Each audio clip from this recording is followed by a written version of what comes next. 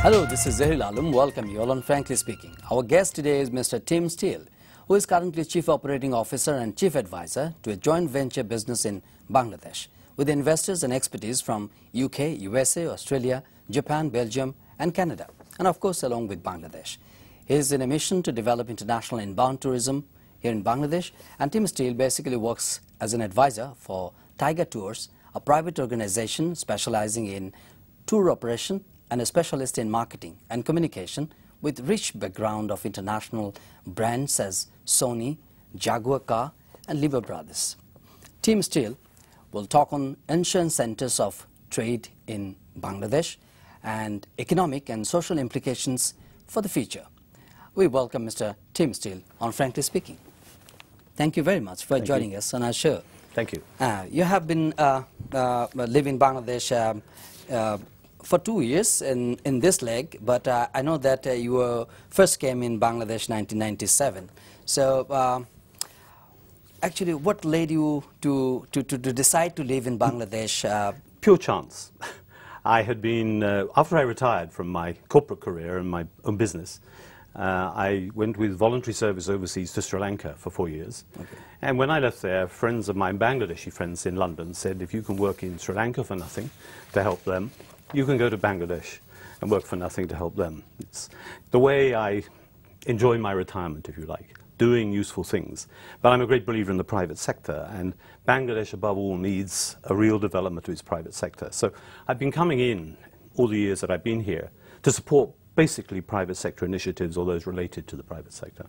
Okay, but you have been working with developing tourism sector in Bangladesh and working on the history, researching on many things. But especially, I would be interested to know, what is the basis of your conviction that the lens of Bangladesh contains a prehistoric context? Well, it's quite interesting, because when I came here to work on tourism, and I've done a lot of work in tourism internationally, people said to me, well, of course, it's the Sundarban, the Bundaban, and the longest beach. And I said, well, frankly, most countries in the world have long beaches. I even have a half-mile beach near my home in the UK. You don't need 120 kilometers to enjoy a beach. And the hills and the Sundarban, there's nothing unique about it internationally.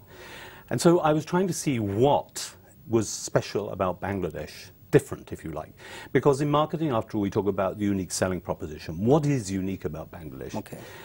By chance, I was asked to write an article about Islamic history in Bangladesh.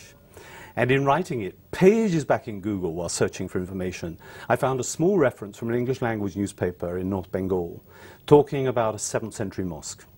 Okay. And I said to my friends, a 7th century mosque in Bangladesh? You tell me Islam came here in the 12th century or whatever. But mosque in 7th century? The 7th century. And they said, no, no, no, it came in the 12th Where century. Where it was? In Lalmonarat. In Lalmonarat. Yes. And so I said, well, I'm going to Rangpur anyway, so I'll go and see. And I went, and there I found what I'm quite sure is the authentic remains of an early mosque.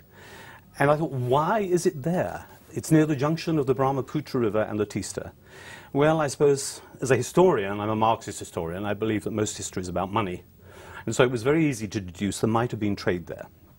But that would have been a mosque not long. Indeed, the dating tablet on the mosque is 91 years, which we interpret as 91 years after the migration to Medina.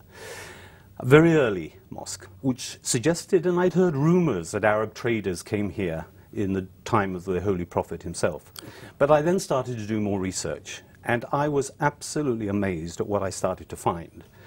I started to find, for example, the Roman historian Strabo, who famously published his Geographia in AD 7, the first definitive work on history and geography. And he mentions the merchants who sail from Egypt, even to the Ganges.